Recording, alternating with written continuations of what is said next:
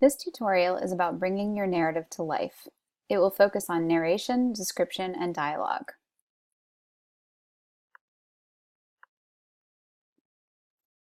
And I'm reading this because, as you know, a narrative essay has a message or a point for the readers to take away once they finish reading. That message is one they can relate to and is communicated through a good story, vivid details, and reflection that reveals the significance of the experience. You need to remember to answer the questions, so what? Who cares? Getting your first car may have been really exciting for you, but is there anything of value in that story for the reader?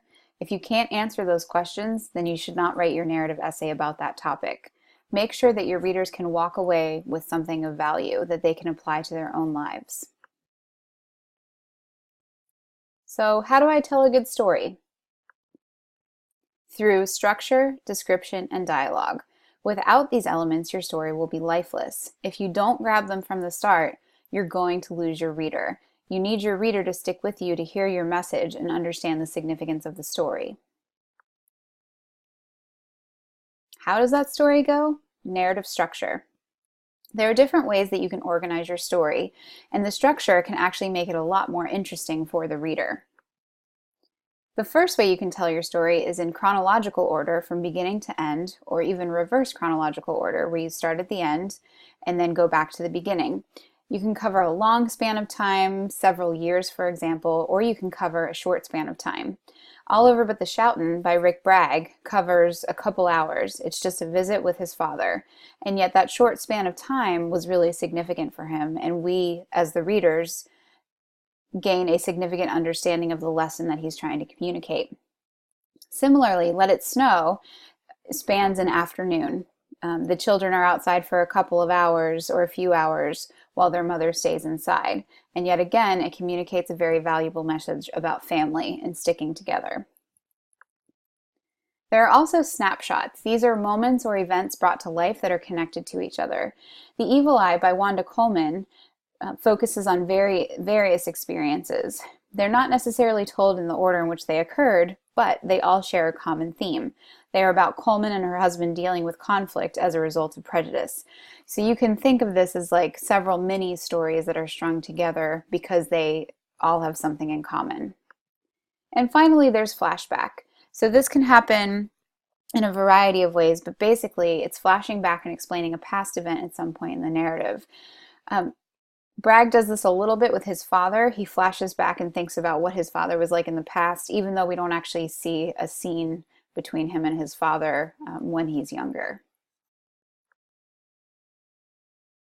In Your Shoes, description. The language that you use to tell your story is important. Language has the power to put the reader in the story with you, to help the reader experience it as you did. Include essential details.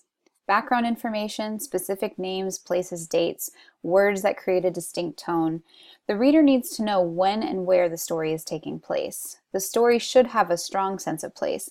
Let It Snow and The Evil Eye are stories that both have a strong sense of place. Both authors evoke that sense of place through the language that they use to describe the setting. One story takes place in North Carolina, while the other one takes place in Los Angeles. And in both, we get a sense of how the setting affects the story. Without the snow day, we would never have a story. And the snow day was a big deal in North Carolina because they don't get a lot of snow. And Los Angeles is part of where the conflict comes from. There's so many different people of so many backgrounds, and we see the tension that brews because of those differences. Choose details of significance to you that evoke the sights, sounds, and other sensations that give meaning to your event. In The Evil Eye, Coleman uses vivid language to bring her experience alive. In the first snapshot, she describes the young man in the club who thumps her husband's shoulder and then, quote, stomps off to a dark corner. This vivid language is what brings the story to life, and it's what helps us, the readers, experience that tension as Coleman did. Create a dominant impression. The dominant impression is the overall feeling that the individual details add up to. In The Evil Eye, throughout the story, Coleman creates a dominant impression of tension, using words such as ugly glare, smirk, screech of rubber and scream of brakes, tongue lashing, and stared down. And these are just a few examples from the story. The deliberate word choice evokes these strong emotions of anger about to erupt at any moment, and it's because of that word choice that we get that sense of tension. As you're writing, pay attention to the types of words that you use. Vivid verbs bring the action to life. Adverbs describe verbs. They make the action more vivid for the reader. Do use these sparingly, though. And then adjectives describe nouns, the objects, people, or places around you. Now, just as an example, instead of writing he ran quickly, and quickly is an adverb, you can replace ran quickly with dashed, sprinted, or hurdled. What you want to do is use as many verbs as you can. Don't rely on the adjectives and adverbs. Make sure that you're picking vivid verbs that bring the story to life. Look who's talking, dialogue. Dialogue is a way of bringing in a voice other than your own, of showing people and scenes rather than just telling about them. Dialogue can have different purposes. One of the first purposes is to establish characters' relationships with each other. When you see the way that they talk to each other, you get a sense of what kind of relationship they have. It can also drive the narrative forward. We have dialogue that we understand is going to push the events in a forward motion and make something happen. And then dialogue can, of course, build suspense as well. When it comes to using dialogue, you do need to pay attention to how you punctuate that dialogue. Enclose each speaker's words in quotation marks and put end punctuation, periods, question marks, exclamation points, inside the closing quotation mark. For example, "Hey," we yelled, "open the door, it's us." You can see that the exclamation point is inside the quotation marks, and then the period at the very end of the sentence is also inside the quotation marks. Back and forth.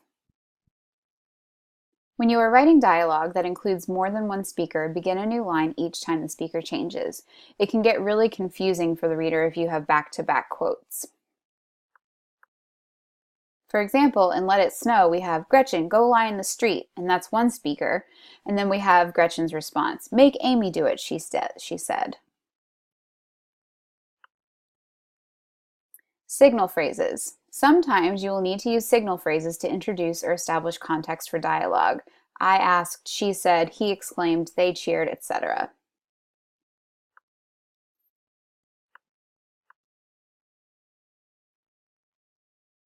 In Let It Snow, we have the mother speaking. Get the hell out of my house, she said, and stay out, she shouted.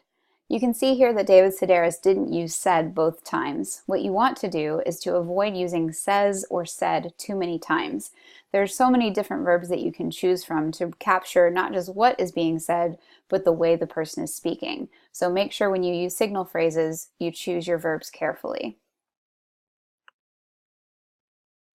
Now it's time to apply these ideas directly to the text that you read for homework, The Evil Eye and Let It Snow. There are 4 different engaging with the text questions. Answer these questions and type them out. Then save this as a .doc or PDF file and submit it through the Dropbox folder on D2L. I will provide feedback to you on D2L about your answers, so be sure to check back in a few days and let me know if you have any questions.